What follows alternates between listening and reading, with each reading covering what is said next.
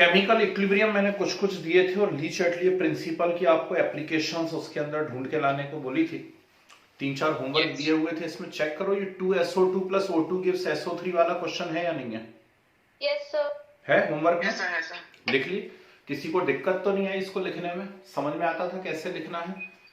किसी को डाउट हो तो बोल दीजिए जल्दी से। Sir low temperature, high pressure और high concentration of SO2 and O2। ठीक है ना?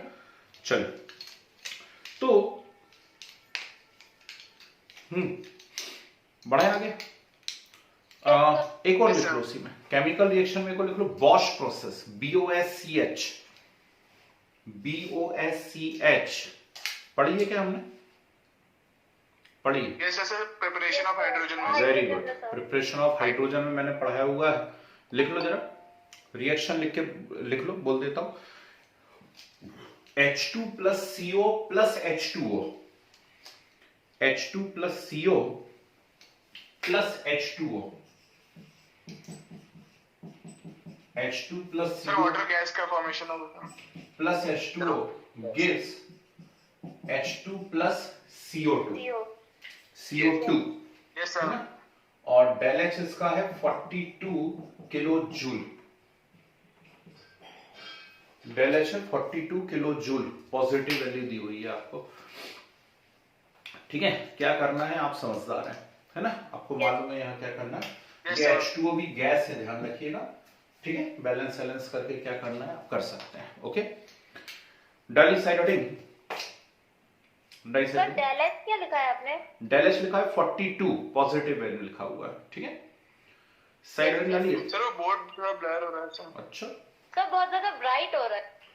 ब्राइट हो रहा है, रुको करते हैं उसका कुछ उपाय अभी, है ना? पर्दा एक और एक्स्ट्रा लगा देते हैं, जब तक आप लोग हेडिंग डालो। जब ली चैटली डालो, हेडिंग डालो। Le Chatelier principle in physical equilibrium. Yes sir. Physical equilibrium. ठीक है, पहले इसकी ट्रिक लिख लो, पहले ट्रिक लिख लो जब तक मैं बोल के बताता हूं। इन physical equilibrium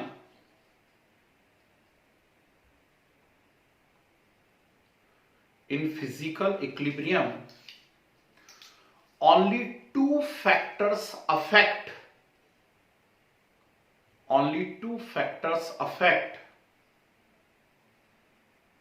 equilibrium state. Only two factors affect equilibrium state. First temperature and pressure. first side heading डालो, temperature. First side heading temperature.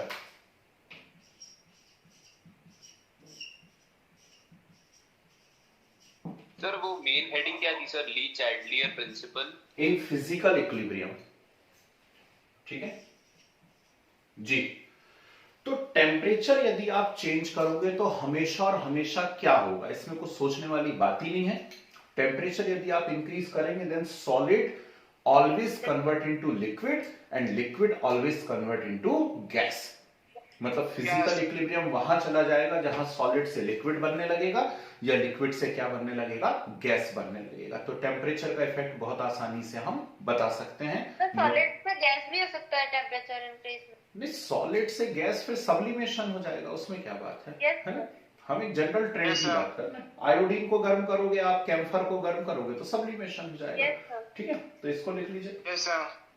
Solid से लिक्विड और लिक्विड से गैस। ठीक है, तो सॉलिड से गैस भी हो सकता है यदि कोई सब्लिमेशन प्रोसेस हो जाए, वो आप समझदार हैं। चलिए सेकंड हेडिंग डालिए प्रेशर। प्रेशर सर टेम्परेचर में बस ये बनाना जी, सिर्फ इतना ही ना, और क्या, फिजिकल है ना ये तो। लिखिए प्रेशर में, लिखिए on increasing pressure, on increasing pressure physical equilibrium always move, physical equilibrium always move in the direction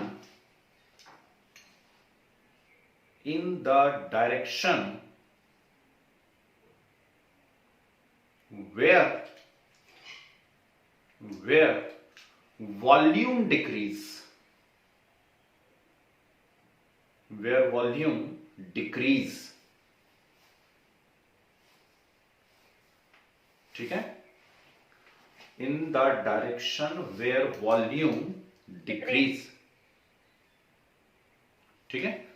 और वॉल्यूम हमेशा मालूम होना चाहिए हमको कि वॉल्यूम का ऑर्डर क्या होता है।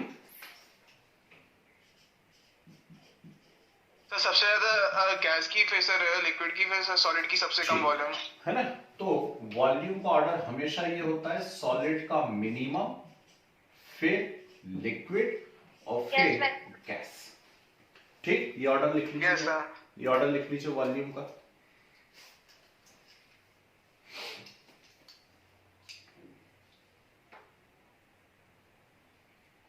रिटर्न। ओके, चलिए। तो टेम्परेचर इंक्रीज करोगे तो सॉलिड से हमेशा लिक्विड बनेगा, लिक्विड से गैस बनेगा। वॉल्यूम प्रेशर यदि आप इंक्रीज करोगे तो प्रेशर यदि आप इंक्रीज करते हैं तो हमेशा इक्विलिब्रियम वहां शिफ्ट हो जाएगा जहां वॉल्यूम डिक्रीज होता हो। क्लियर है बात? ठीक। तो ये वाली जो आपने बात लिखी हुई है, यहां पर एक स्पेशल पॉइंट ऐसा एसपी लिख करके 2 लाइन छोड़ दीजिए, ठीक है, और एक क्वेश्चन मुझे करके बताइए। चलिए, फर्स्ट स्पेशल पॉइंट के लिए 2 लाइन छोड़िए और एक क्वेश्चन करके बताइए मुझे जरा। आइस वाटर इक्विलिब्रियम लिखे। आइस वाटर इक्विलिब्रियम,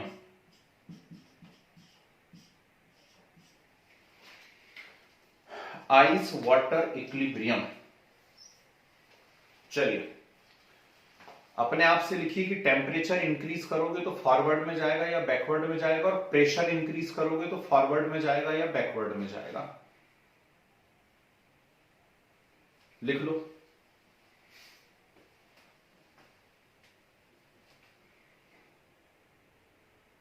चलिए, लिख लिया सबने? इतना टाइम तो लगेगा नहीं ना? Sir done. ठीक, चलिए चेक करते हैं। सर मैं तो सर, मैं आई। नहीं, कोई नहीं आई, मैं आई, है ना। सुनो ध्यान से, अभी टेस्ट में आई ना, कल बहुत सारे क्वेश्चन आई, उसमें करेंगे। ठीक, अभी सुनो। तो टेम्परेचर यदि आप इंक्रीज करेंगे तो टेम्परेचर इंक्रीज करेंगे तो नेचुरल बात है आइस से क्या बनता चला जाएगा? वाटर। मतलब इक्विलिब्रियम कहां जाएगा? Forward direction. ठीक है, बहुत खुशी की बात है ना। और प्रेशर यदि इंक्रीज करते हैं तो प्रेशर इंक्रीज करते हैं तो इक्विलिब्रियम वहां जाता है जहां वॉल्यूम डिक्रीज होता हो। और हमें मालूम है कि यहां पर जो वॉल्यूम है, यहां पे जो वॉल्यूम है सॉलिड का वो कैसा है? हाई है। और यहां पे जो वॉल्यूम है वो कैसा है? लो है। तो ये इक्विलिब्रियम फॉरवर्ड डायरेक्शन में जाएगा। सही है सर? वॉल्यूम ऑफ सॉलिड लो होगा। सही है, लो। सर वॉल्यूम ऑफ सॉलिड लो होगा। सर टेम्परेचर भी तो साथ में इंक्रीज कर। चलो, फंस गए ना बेटा? हाँ, तो यहां क्या लिखा है हमने? स्पेशल पॉइंट, और 2 लाइन छोड़िए, क्योंकि हम पढ़ते लिखते तो है नहीं, हम बस आगे बढ़ते चले जा रहे, पीछे से हमें कोई लेने देना नहीं है जीवन में, है ना। बहुत पुरानी बात है। एक चैप्टर हुआ करता था, उसका नाम था, क्या नाम था? Chemical bonding. सर मैं बताऊं सर कि सर जो आइस होता है ना सर, उसकी जो वॉल्यूम होती है, डेंसिटी कम होती है सर, उसकी वॉल्यूम ज्यादा हो जाती है सर, इसलिए आइस की। ठीक, Yes, sir. अकेला और एक्सेप्शन है वाटर। हाइड्रोजन बॉन्डिंग में, मैंने आपको पढ़ाया हुआ एक अकेला एक्सेप्शन है। Yes, ठीक, sir. कि वाटर के केस में, ठीक, आइस की वॉल्यूम ज्यादा होती जो है। आइस की वॉल्यूम है वो लार्ज होती है और लिक्विड की वॉल्यूम कैसी होती है? लेस होती है। ठीक, कहां पढ़ाया है? जो एक वाटर मॉलिक्यूल होता है सर, वो टेट्राहेड्रली 4 वाटर मॉलिक्यूल से Very घिरा हुआ good. होता है सर। ये मैंने हाइड्रोजन बॉन्डिंग में पढ़ाया है। Ice floats over water why, या density of ice is less than water why. तो उसका रीजन हमने लिखा हुआ है कि जो आइस है उसका वॉल्यूम लार्ज होता है, और वॉल्यूम लार्ज होने से डेंसिटी कैसी हो जाती है? उसकी लो हो जाती है। ठीक, तो ये एक अकेला एक्सेप्शन है जिसमें वॉल्यूम जो है सॉलिड का कैसा होता है, लार्ज होता है। नहीं तो हमेशा, और इसके अलावा जितने भी एग्जांपल्स आएंगे सभी में सॉलिड का वॉल्यूम कैसा होता है, लेस होता है। अगली बात समझ में, मजा आया क्या? बढ़िया क्वेश्चन था। ठीक है, तो चलो इसे नोट कर लो आप। तो अच्छे से बढ़िया प्यारे से नोट्स बनाना भाई। ये 2 लाइन छुड़वाई थी मैंने स्पेशल पॉइंट डलवा के, यहाँ एक्सेप्शन लिख लो। सिर्फ आइस के केस में जो है सॉलिड का वॉल्यूम ज्यादा होता है और लिक्विड का वॉल्यूम कम होता है। तो वापस से हम अपने क्वेश्चन पे आ जाते हैं। यदि हम टेम्परेचर इंक्रीज करते हैं तो सॉलिड से लिक्विड बनने लगेगा, मतलब इक्विलिब्रियम फॉरवर्ड डायरेक्शन में जाएगा। और यदि आप प्रेशर इंक्रीज करते हैं तो प्रेशर इंक्रीज करने से इक्विलिब्रियम वहां जाएगा जहां वॉल्यूम डिक्रीज होता है। और वॉल्यूम कहां डिक्रीज हो रहा है, फॉरवर्ड डायरेक्शन में। ठीक, लिखा ना वॉल्यूम लो, तो इक्विलिब्रियम कहां चला जाएगा, फॉरवर्ड डायरेक्शन में। अगली बात समझ में, चलिए नेक्स्ट करके बताइए। Next, yes, water vapour equilibrium. Water vapour equilibrium.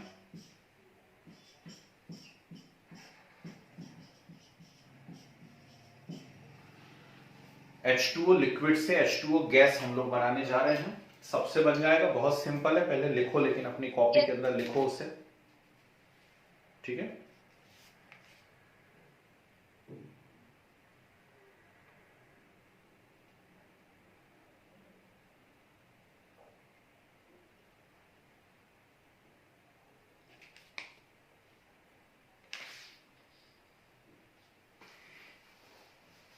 हो गया? Yes sir. ठीक है, Yes, sir. तो नेचुरल सी बात है, टेम्परेचर इंक्रीज करोगे तो तो लिक्विड से forward ढेर सारी direction में वेपर्स जाएगा। बनेगी। तो लिक्विड से ढेर सारी वेपर बनेगी तो कहां जाएगा, फॉरवर्ड। अब दूसरी चीज हमेशा संभल के करना, अति उत्साह में मत गड़बड़ कर लेना, हमेशा प्रिकॉशन लेके काम करना है अपने को कि यहाँ लिक्विड है, और लिक्विड है मतलब वॉल्यूम जो है इसका लेस है, और यहाँ गैस है मतलब वॉल्यूम कैसा है इसका, हाई है। ठीक है ना? बैकवर्ड डायरेक्शन में चली जाएगा सर। Backward. अब यदि आप प्रेशर बढ़ाओगे तो इक्विलिब्रियम कहां जाएगा, बैकवर्ड डायरेक्शन में, मतलब गैस से क्या बनने लगेगा, लिक्विड बनने लगेगा। अगली बात समझ में, ठीक है ना? तो लिख लीजिए, increasing pressure favour backward reaction. अगली बात समझ में, ठीक है? Yes, sir. तो ये हो गया भाई केमिकल इक्विलिब्रियम के अंदर ली चटली प्रिंसिपल, फिजिकल इक्विलिब्रियम के अंदर ली चटली प्रिंसिपल। कोई सा भी फिजिकल इक्विलिब्रियम आ जाए, मुझे उम्मीद है अब आप कर सकते हैं। कंसेप्ट क्लियर होना चाहिए कि टेम्परेचर इंक्रीज करेंगे तो हमेशा सॉलिड से लिक्विड बनेगा, लिक्विड से गैस बनेगा, मतलब इक्विलिब्रियम वहां चला जाएगा जहां से सॉलिड से लिक्विड बनता हो, लिक्विड से गैस बनता हो। प्रेशर इंक्रीज करोगे तो प्रेशर इंक्रीज करने से इक्विलिब्रियम हमेशा वहां जाएगा जहां वॉल्यूम डिक्रीज होता है। ठीक, और सॉलिड का वॉल्यूम मिनिमम होता है, लिक्विड का उससे ज्यादा और गैस का मैक्सिमम सबसे ज्यादा। और इसमें सिर्फ और सिर्फ एक एक्सेप्शन है और वो है आइस और वाटर। आइस का वॉल्यूम, आइस सॉलिड है लेकिन फिर भी उसका वॉल्यूम कैसा होता है, लार्ज होता है। ठीक है, तो कोई अननोन फिजिकल इक्विलिब्रियम यदि आ जाए तो मुझे उम्मीद है आप बहुत आसानी से कर सकते हैं। ठीक है, चलिए हेडिंग डालिए, इंपॉर्टेंट लगाइए। सर एक डाउट था सर। जी बोले जल्दी। सर ये जो प्रेशर का इंक्रीज करने पे सर वो गैस से लिक्विड जा रहा है, सर ऐसा कह सकते हैं कि सर वो प्रेशर इंक्रीज करेंगे तो इंटरमोलिकुलर फोर्स ऑफ अट्रैक्शन बढ़ जाएगा, इसलिए सर वो लिक्विड में जा रहा है सर? ठीक है, लेकिन बेटा ऐसा इसलिए नहीं कह सकते क्योंकि आप टेम्परेचर भी तो इंक्रीज कर रहे हैं ना। टेम्परेचर इंक्रीज करते हैं तो अट्रैक्शन फोर्स तो डिक्रीज होता है ना। ठीक, यस सर। और सॉलिड का अट्रैक्शन फोर्स हमेशा ज्यादा होता है, लिक्विड का अट्रैक्शन फोर्स कम होता है। Yes sir. तो आप कंफ्यूज ना हो, है ना। चलिए डालिए हेडिंग। इफेक्ट ऑफ, हेडिंग डालिए, इंपॉर्टेंट लगाइए। Effect of addition of inert gas, effect of addition of inert gas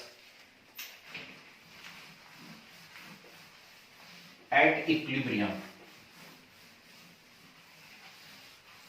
at equilibrium। ठीक है जी, अब सुनिए जरा ध्यान से, बहुत ही प्यारी सी और इंटरेस्टिंग सी बात है। इसमें दो कंडीशन मिलती हैं। इनर्ट गैस को हम कांस्टेंट वॉल्यूम पे ऐड कर रहे हैं या इनर्ट गैस को हम कांस्टेंट प्रेशर पे ऐड कर रहे हैं। सुनना मैंने क्या कहा, दो बातें बनेंगी हमेशा कि इनर्ट गैस कहां ऐड की जा रही है, कांस्टेंट प्रेशर पे या कांस्टेंट वॉल्यूम पे। ठीक है, पहली कंडीशन लेते हैं, मान लीजिए इनर्ट गैस को आपने कांस्टेंट वॉल्यूम पे ऐड करा। कहां ऐड करा आपने? कांस्टेंट वॉल्यूम पर। अब कांस्टेंट वॉल्यूम से मीनिंग क्या है? कांस्टेंट वॉल्यूम से सिंपल सा मीनिंग है कि मेरे पास एक कंटेनर है, ठीक, और ये ऐसा बंद है, ऊपर से सील पैक है, ठीक है ना। कहीं से मैंने कोई व्यवस्था करी, एक आध होल कर लिया यहां पर, ऐसा एक होल कर लिया, और अब यहां से मैंने क्या करना चालू करा, इनर्ट गैस अंदर डालना चालू किया। ठीक है, ये ठीक वैसा ही है कि कोई बलून पहले से, बलून में तो हालांकि वो होने लगेगा, छोड़ो, अपने घर के अंदर कुकिंग गैस सिलेंडर है, मान लीजिए पूरा नया नया सिलेंडर आया हुआ एकदम, उसमें अच्छी गैस भरी हुई है बेहतरीन तरीके से, और हमने अब उसके अंदर और गैस भरनी चालू कर दी। ठीक है, जब आप और गैस भरना चालू कर दोगे तो बोलो क्या होगा, जल्दी से बताओ। वॉल्यूम कांस्टेंट है, जब आप और गैस भरने लगोगे उसके अंदर, जब आप उसके अंदर और गैस भरने लगोगे, ध्यान रखना ये इनर्ट गैस है, तो जब आप उसके अंदर और गैस भरने लगोगे तो प्रेशर क्या होने लगेगा? प्रेशर और टेम्परेचर दोनों increase। प्रेशर क्या होने लगेगा वहां पे? इंक्रीज होने लगेगा। ठीक है ना, ज्यादा भर दोगे तो पता चला फट गया, तो प्रेशर इंक्रीज होने लगेगा। अब ध्यान से सुनिए, प्रेशर तो इंक्रीज हो रहा है, लेकिन वॉल्यूम कांस्टेंट है ना। तो वॉल्यूम कांस्टेंट है और आप इनर्ट गैस ऐड कर रहे हैं, बताइए इससे पार्शियल प्रेशर और कंसंट्रेशन पे कोई इफेक्ट पड़ेगा क्या? पार्शियल प्रेशर, ठीक, क्या इससे प्रेशर, टोटल प्रेशर तो अंदर इंक्रीज होगा, टोटल प्रेशर तो अंदर इंक्रीज होगा, लेकिन इससे जो पार्शियल प्रेशर हैं गैसेस के, उनके ऊपर कोई इफेक्ट पड़ेगा क्या? नहीं। ठीक, पार्शियल प्रेशर पे इसलिए इफेक्ट नहीं पड़ेगा क्योंकि पार्शियल प्रेशर क्या है? Mole fraction into total pressure.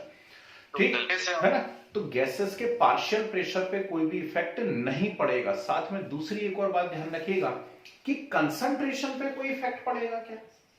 No sir. Concentration पे भी कोई इफेक्ट नहीं पड़ेगा, ठीक है ना, क्योंकि कंसंट्रेशन क्या है? Mole upon volume. कंसंट्रेशन है मोल अपॉन वॉल्यूम, और यहां पर वॉल्यूम कैसा बना हुआ है? कांस्टेंट बना हुआ है।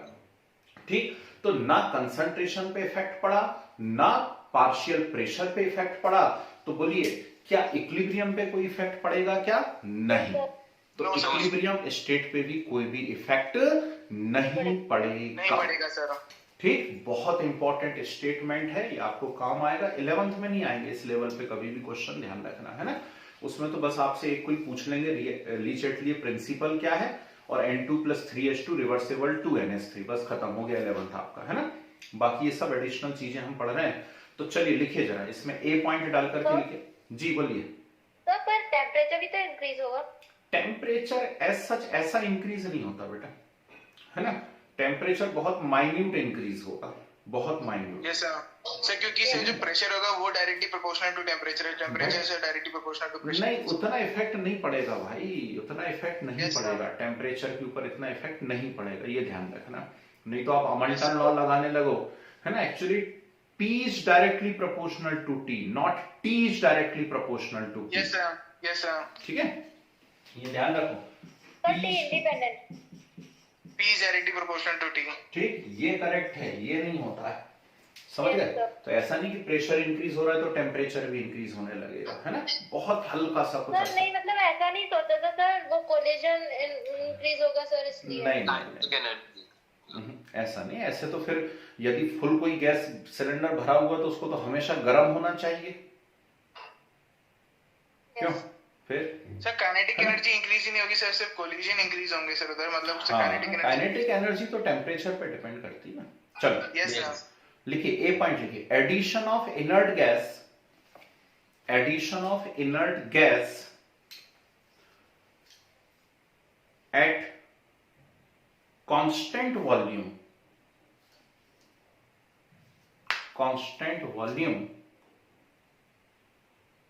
when occur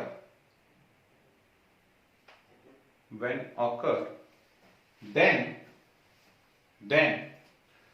the total pressure of the system increase, then total pressure of the system increase. ठीक, but partial pressure and molar concentration,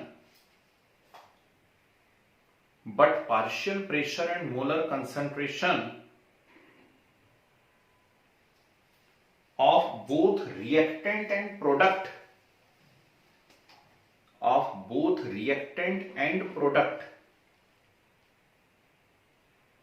remains unchanged.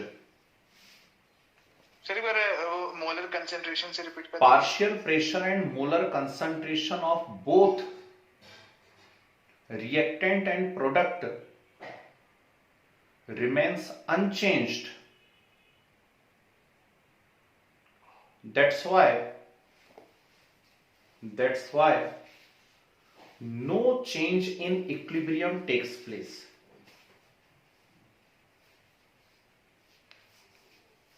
No change in equilibrium takes place.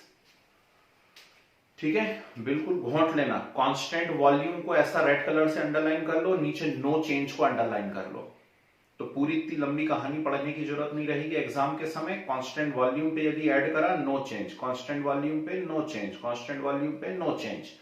समझ गए बात को? तो कोई भी एक इक्विलिब्रियम दिया जाएगा आपको, जैसे मान लीजिए दे दिया PCl5 reversible PCl3 plus Cl2, और आपसे बोला इस रिएक्शन में कांस्टेंट वॉल्यूम पे हमने हीलियम ऐड कर दी या नियॉन ऐड कर दी, बताइए इक्विलिब्रियम कहां जाएगा? तो कोई लोड लेने की जरूरत नहीं है, सीधे बोल दो कहीं नहीं जाएगा. ठीक है, चलिए नेक्स्ट पॉइंट लिखिए, B point. If inert gases added in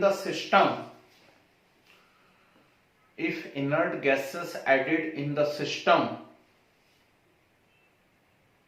at constant pressure,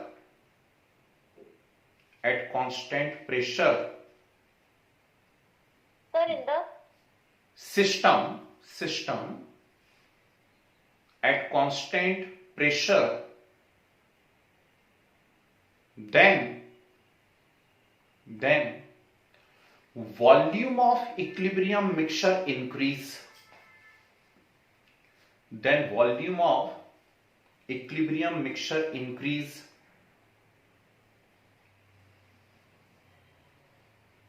As a result,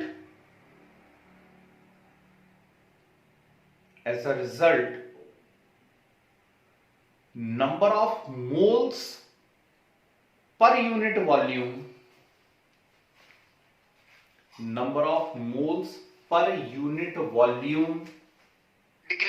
decrease. That's why concentration decrease. equilibrium shift in the direction.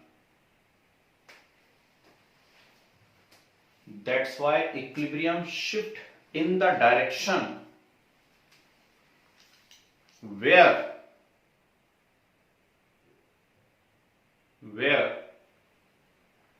number of moles per unit volume increase.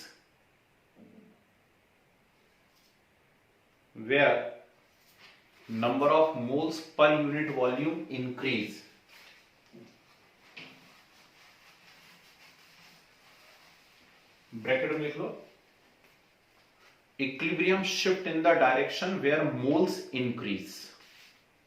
ये per unit volume से चीज पढ़ने में थोड़ी typical लगती है, तो ऐसा लिख दो, equilibrium shift in the direction where moles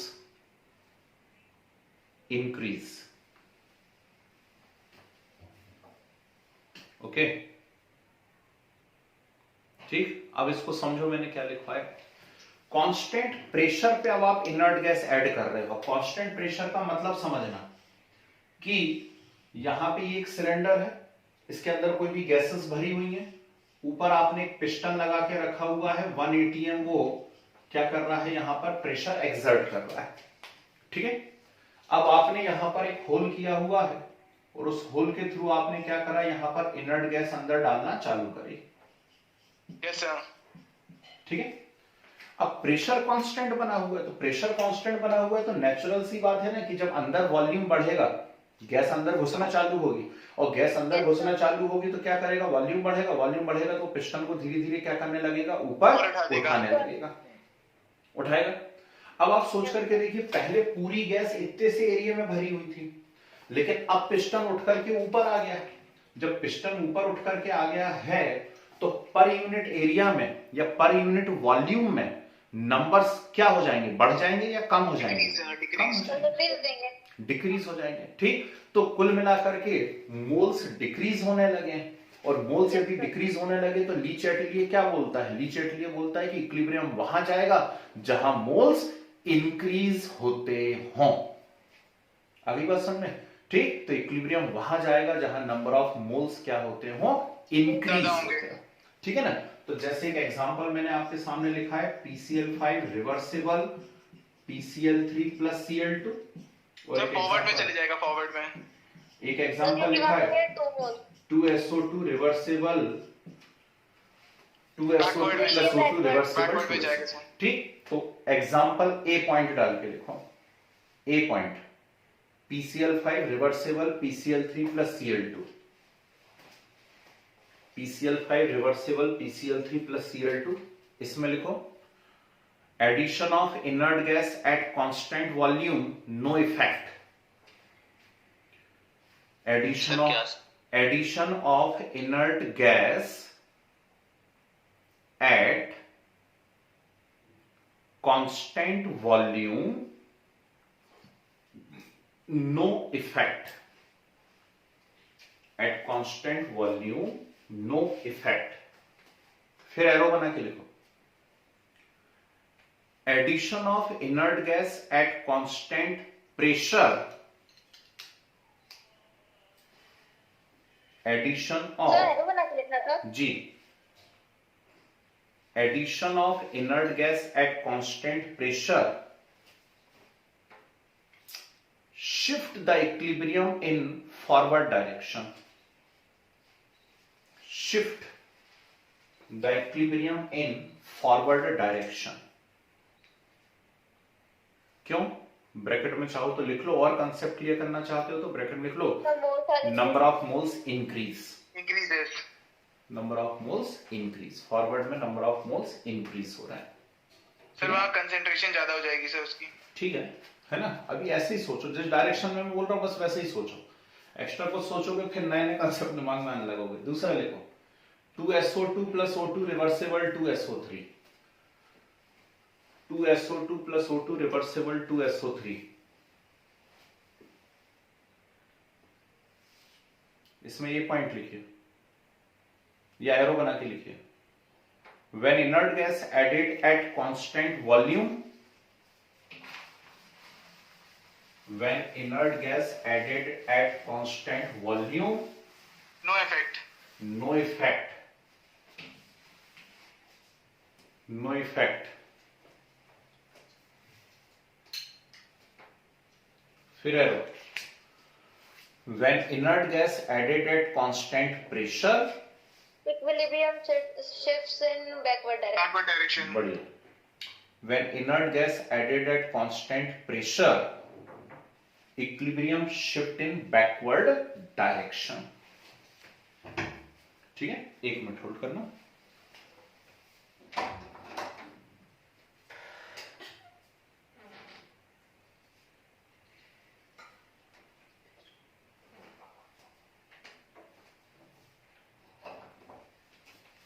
equilibrium shift in backward direction. चलिए बढ़िया, ठीक है। डालिए साइड हेडिंग, ली चैटलिए प्रिंसिपल इन डेली लाइफ, ली चैटलिए प्रिंसिपल इन डेली लाइफ।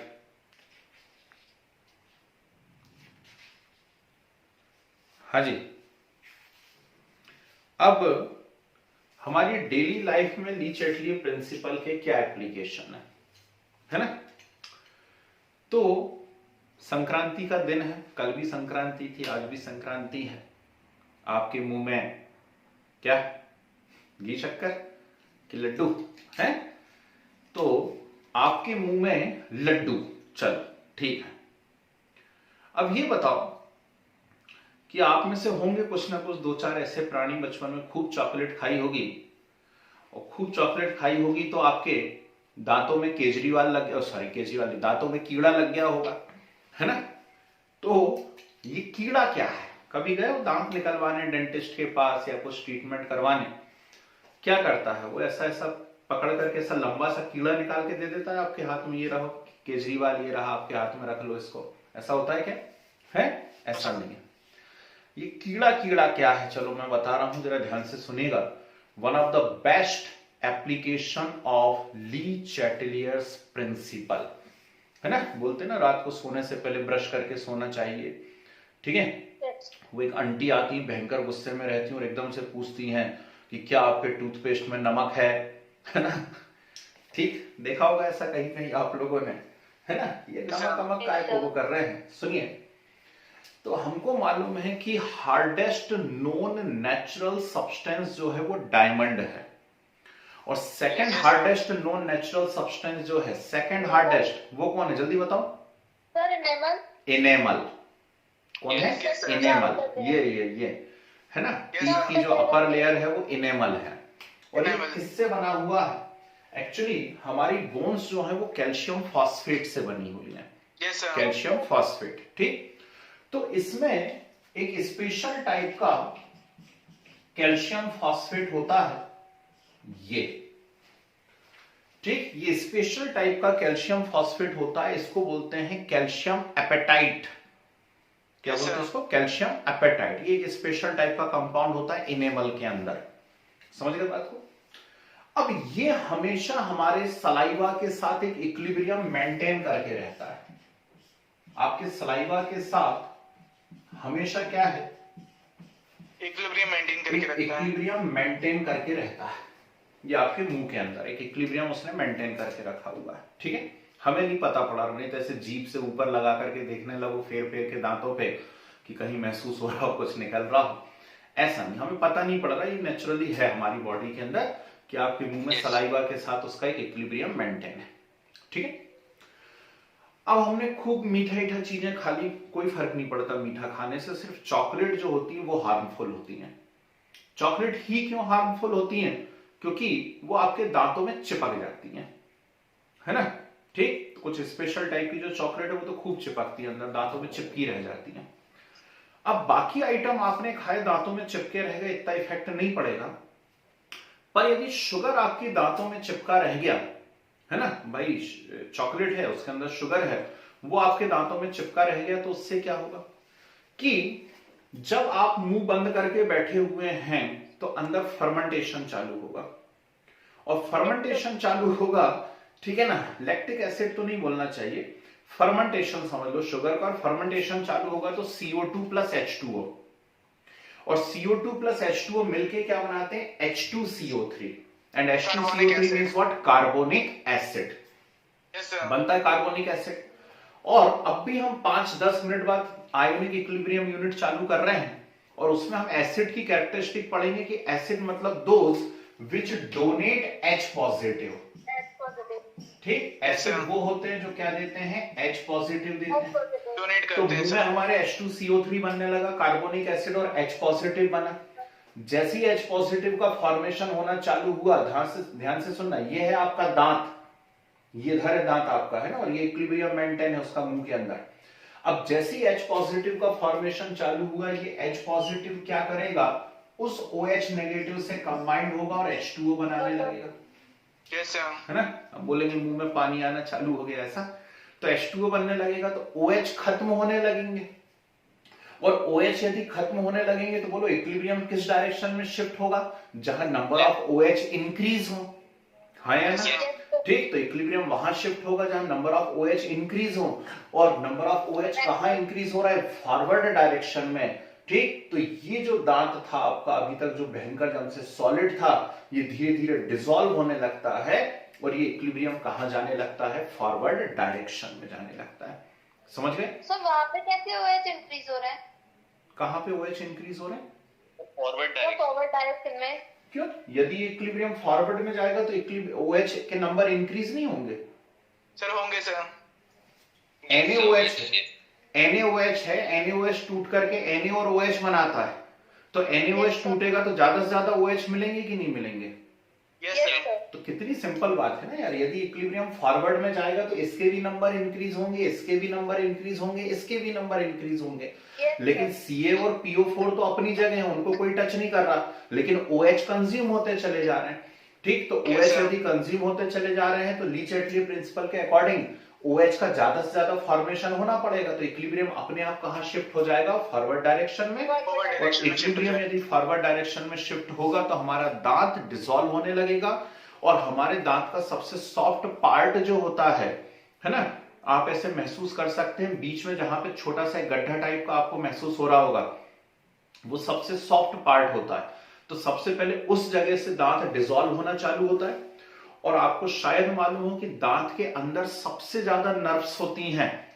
सबसे सेंसिटिव पार्ट एक प्रकार से दांत का अंदर वाला पोर्शन है, उसमें सबसे ज्यादा नर्व एंडिंग्स होती हैं। तो वहां से वो डिसॉल्व होना चालू होता है, ओपन हो जाता है, ब्लड वेसल्स ओपन हो गई, और उन ब्लड वेसल्स में बैक्टीरियल इन्फेक्शन हो जाता है। ठीक, उसी को आप कीड़ा बोलने लगते हैं, है ना। तो वहां पे धीरे धीरे वो सड़ना चालू हो जाता है। तो सही में कोई कीड़ा ईड़ा नहीं निकलता है, वो बैक्टीरियल इन्फेक्शन होता है, तो आपकी पूरी ब्लड वेसल्स और नर्व्स को वहां पे डैमेज करना चालू कर देता है। यह है कहानी। इसीलिए आपको बोला जाता है कि सोने के पहले ब्रश कर लीजिए, या फिर आप पुराने जमाने के लोगों को देखिएगा, घर में बड़े बुजुर्ग यदि होंगे तो थाली में वो थोड़ा सा नमक रखते थे हमेशा साइड में। कम है किसी चीज में तो डाल लिया नमक अमक, और बच गया यदि तो वो क्या करते थे, उठते समय उसके ऊपर पानी डालते थे और पानी से उंगली से हल्का सा ऐसा घिस लिया करते थे। इससे क्या होगा? इससे आपके मुंह में बक्कल कैविटी में हमेशा न्यूट्रल मीडियम बना रहेगा। कैसा मीडियम बना रहेगा? न्यूट्रल, क्योंकि हार्मफुल है एसिडिक मीडियम। समझ गए बात को? और बेसिक हो जाए तो क्या गड़बड़ है? अरे कड़वा कड़वा नहीं लगेगा मुंह में पूरे टाइम। बेसिक मीडियम यदि हो गया तो मुंह में पूरे टाइम कड़वाहट महसूस होगी आपको, कभी कभी बीमार पड़ जाते हैं। 5.5 pH मेंटेन करके रखना पड़ता है सर। हाँ, मुंह के अंदर भगवान ने हर चीज बड़ी सोच समझ के बनाई हुई है। ठीक, आपको यदि मुंह में खट्टा खट्टा लग रहा मतलब आप बीमार हैं। कभी कभी हम बीमार पड़ जाते हैं, बहुत ज्यादा गोली दवाई जब खा लेते हैं तो आप महसूस करते होंगे कि आपके मुंह में कड़वापन आता है, होता है, ठीक है ना। तो ये कड़वापन भी क्यों आ रहा है? क्योंकि आपने मेटेलिक सॉल्ट बहुत ज्यादा खा ली है। दवाइयां क्या है? मेटेलिक सॉल्ट है, बहुत ज्यादा खा ली है, तो बेसिक मीडियम आने लगा मुंह के अंदर, इसलिए कड़वाहट होने लगी। आ गई पहली एप्लीकेशन समझ में। इसकी कहानी लिखवाऊंगा नहीं, मैंने सुना दी है आपको, बस इतना सा लिखवाऊंगा, टूथ डिके। ठीक, सेकंड दूसरी एप्लीकेशन सुनिए। हमारे लंग्स के अंदर क्या हो रहा है? सांस ली, कपालभाति, ठीक, सांस आपने ली, सांस में आपने क्या ली? ढेर सारी एयर ली, एयर, है ना। सांस में हम ऑक्सीजन नहीं लेते हैं, सांस में हम एयर लेते हैं। ठीक, अब वो पूरी की पूरी एयर कहां पहुंची? हमारे लंग्स में। लंग्स में पतली पतली पतली ट्यूब्स के अंदर घुस गई। उन पतली पतली ट्यूब्स से वो छोटे छोटे से ऐसे बबल्स टाइप के होते हैं, एल्वोलाई, उन एल्वोलाई तक पहुंची। और एल्वोलाई जो होते हैं वो डायरेक्ट कांटेक्ट में होते हैं ब्लड वेसल्स से, और ब्लड वेसल्स में हमारे में है हीमोग्लोबिन। ठीक, तो हीमोग्लोबिन में बहुत प्यारी टेंडेंसी होती है टू अटैच विद ऑक्सीजन। तो ये क्या होता है? लंग्स के अंदर हीमोग्लोबिन ऑक्सीजन से अटैच होता है, और ऑक्सीजन से अटैच होकर के क्या बना देता है? ऑक्सी हीमोग्लोबिन बना देता है। ठीक, ये कहां पर हुआ? लंग्स के अंदर हुआ। अब ये ऑक्सी हीमोग्लोबिन बहता बहता कहां पे जाता है? सेल्स के अंदर जाता है। सेल्स में क्या है? वहां पर ऑक्सीजन की कमी है, वहां जाकर के ये क्या हो जाता है? टूट जाता है, और टूट करके फिर क्या कर देता है? ऑक्सीजन को रिलीज कर देता है। आगे का आपको 10th में मैडम सर जिनने भी बायो पढ़ाया होगा उनने बताया होगा कि इसके बाद इस ऑक्सीजन से माइटोकॉन्ड्रिया में क्या होने लगता है? एरोबिक रेस्पिरेशन होने लगता है, और से एनर्जी प्रोड्यूस होते हैं, एनर्जी प्रोड्यूस हो जाती है। क्लियर? तो it is another application of Lee Chatelier principal. तीसरी बात, रेस्पिरेशन हुआ, एरोबिक रेस्पिरेशन हुआ। एरोबिक रेस्पिरेशन हुआ है यदि, ठीक, तो नेचुरल बात है CO2 तो बनेगी, है ना। अब CO2 का भी तो ट्रांसपोर्ट होना, क्योंकि जब हम इनहेलेशन कर रहे हैं तो हमने ऑक्सीजन अंदर ले ली, एक्सहेलेशन करोगे तो अंदर जो CO2 बनी हुई है उस CO2 को आपको बाहर निकालना पड़ेगा, निकालोगे। तो यस सर। CO2 का ट्रांसपोर्ट कैसे होता है, तो याद रखिएगा CO2 का ट्रांसपोर्ट बाइकार्बोनेट के फॉर्म में होता है। जो CO2 होती है वो H2O से कंबाइंड होकर पहले क्या बना लेती है, H2CO3, और H2CO3 जो है ये H positive and HCO3 negative बना, नेगेटिव है। Yes sir. ठीक। आगे की कहानी ऐसी कैसी होती है, CO2 बहते बहते कहां पर आती है, एल्वोलाई में। ब्लड में CO2 का लेवल ज्यादा है, एल्वोलाई में कम है, तो डिफ्यूज होकर के ये ब्लड से वापस वहां चली जाती है, और जब हम एक्सहेलेट करते हैं तो ये शरीर से बाहर निकल जाती है, बाहर निकल जाती है। यस ठीक। सर। तो ये Yes, कुछ sir. इंपॉर्टेंट एप्लीकेशंस हुई ली चैटलियर प्रिंसिपल की, जो आपको मालूम होना चाहिए, ठीक है। तो सटासट लिख लीजिए जरा। First, tooth decay due to sweet substances, tooth decay due to sweet substances, ये रिएक्शन लिख लीजिए जरा, फर्स्ट जो बोर्ड पे लिखी हुई है। Tooth decay due to sweet substances, इस फर्स्ट पॉइंट को नोट कर लीजिए जरा पूरा, ठीक है। सर ये CA5PO4 होल थ्राइस OH क्या CA5PO4 होल थ्राइस OH, इसका नाम लिख लो hydroxy apatite,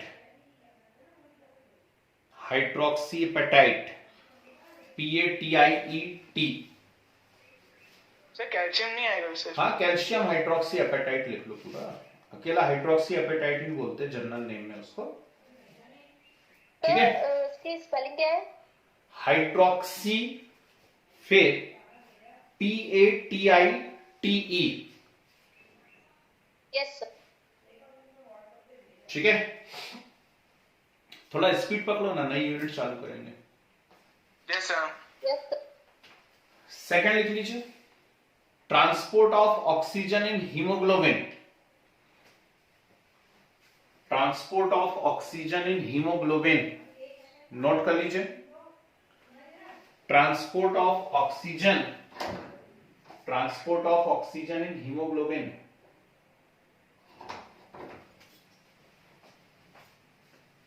second point note कर लीजिए।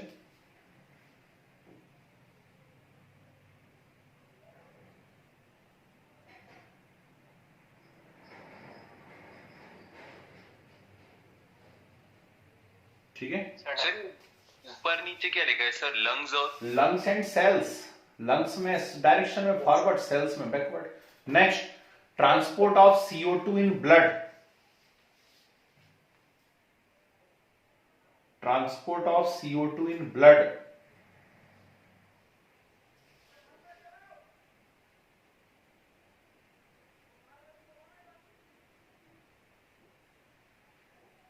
ठीक है। Next, we sweats more in humid day, बहुत पसीना निकलता थर्ड है। पॉइंट की रिएक्शन ही लिखना है। लिखो ना, रिएक्शन लिखने के लिए तो मैं इतना वेट कर रहा था, मुझे लगा आपने अपने आप से लिख ली होगी। यस सर लिख ली। लैंग्वेज लिखवा के मैं इतनी देर इसलिए इंतजार कर रहा था, मुझे लगा आप लिख रहे हैं। Next, we sweats more in humid day, मालूम है सब लोगों को, और पंखा चला दो तो फिर क्या हो जाता है, पसीना आना कम हो जाता है, यस सर। ठीक है ना। तो ये है सिंपल सा रीजन कि यदि एयर में ऑलरेडी मॉइस्चर है, ठीक, तो आपकी स्किन से जो पसीना निकल रहा है वो एयर का मॉइस्चर के कारण एयर उसको एब्जॉर्ब नहीं करेगी। जब एयर एब्जॉर्ब नहीं करेगी तो लगातार हमारा पसीना निकलता चला जाएगा, है ना। ठीक, अब यदि आप पंखा चला देंगे तो वो उसको क्या कर देगा, उड़ा देगा, है कि नहीं, तो फिर सूख जाएगा पसीना जल्दी से। या एकदम ड्राई एयर यदि है तो ड्राई एयर रहेगी तो फिर वो क्या कर लेगी, आपके स्वेट को एब्सॉर्ब कर लेगी। ये कहानी होती है ना। कपड़े जल्दी सूख जाते हैं, ये भी मालूम है सब लोगों को, Windy day में, है ना। yes, sir. हवा चल रही है यदि तो कपड़े जल्दी सूख जाते हैं, ठीक। धूप निकली तो सूख नहीं है बेचारों को, है ना। तो ये कुछ एप्लीकेशन है भैया ली चैटली प्रिंसिपल के। ये आपका फर्स्ट पोर्शन खत्म इक्विलिब्रियम यूनिट का, ठीक। इक्विलिब्रियम यूनिट नहीं खत्म हुई है, इक्विलिब्रियम का फर्स्ट पार्ट हो गया जिससे हम कहते हैं केमिकल इक्विलिब्रियम, ठीक। और केमिकल इक्विलिब्रियम में कुछ बहुत ही प्यारे से कंसेप्ट हम लोगों ने डिस्कस किए हैं, जिसमें लॉ ऑफ मास एक्शन केसीकेपी, ठीक, क्या रिलेशन होते हैं, रिएक्शन कोशेंट क्या है, ठीक है, और उसके बाद ली चैटलिए प्रिंसिपल। ये कुछ इंपॉर्टेंट क्वेश्चंस हैं जो आपको आना ही चाहिए।